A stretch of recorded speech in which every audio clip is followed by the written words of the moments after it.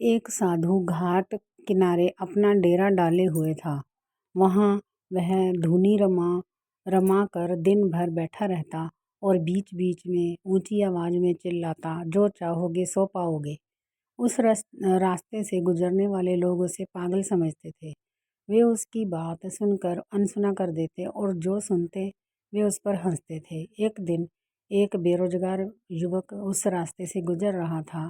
साधु के चिल्लाने की आवाज़ उसके कानों में पड़ी, जो चाहोगे सो पाओगे, जो चाहोगे सो पाओगे। ये वाक्य सुनकर वह युवक साधु के पास आ गया और उससे पूछने लगा, बाबा, आप बहुत देर से जो चाहोगे सो पाओगे चिल्ला रहे हो। क्या आप सच में मुझे वो दे सकते हो जो मैं पाना चाहता हूँ? साधु बोला, हाँ बेटा, लेकिन पहले तुम मुझे ये बताओ कि तुम पाना क्या चाहते हो। बाबा, मैं चाहता हूँ कि एक दिन मैं हीरों का बहुत बड़ा व्यापारी बनूँ। क्या आप मेरी ये इच्छा पूरी कर सकते हैं? युवक बोला, बिल्कुल बेटा, मैं तुम्हें एक हीरा और एक मोती देता हूँ। उससे तुम जितने चाहे हीरे मोती बना लेना। साधु बोला। साधु की बात सुनकर युवक की आंखों में आशा की ज्योति चमक उठी।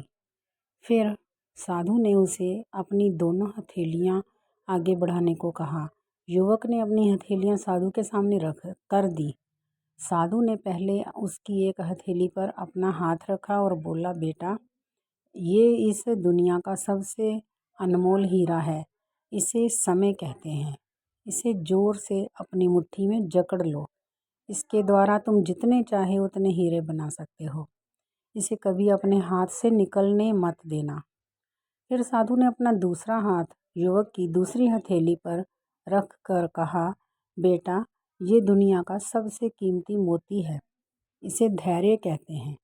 जब किसी कार्य में समय लगाने के बाद भी वांछित परिणाम प्राप्त ना हो तो इस धैर्य नामक मोती को धारण कर लेना। यदि यह मोती तुम्हारे पास है तो तुम दुनिया में जो चाहो वो हासिल कर सकते हो। युवक ने ध्यान से साधु की बात सुनी और उन्हें धन्यवाद कर वहाँ से चल पड़ा। उसे सफलता प्राप्ति के 2 गुरु मंत्र मिल गए थे। उसने निश्चय किया कि वह कभी अपना समय व्यर्थ नहीं गंवाएगा और सदा धैर्य से काम लेगा। कुछ समय बाद उसने हीरे के एक बड़े व्यापारी के यहाँ काम करना प्रारंभ किया।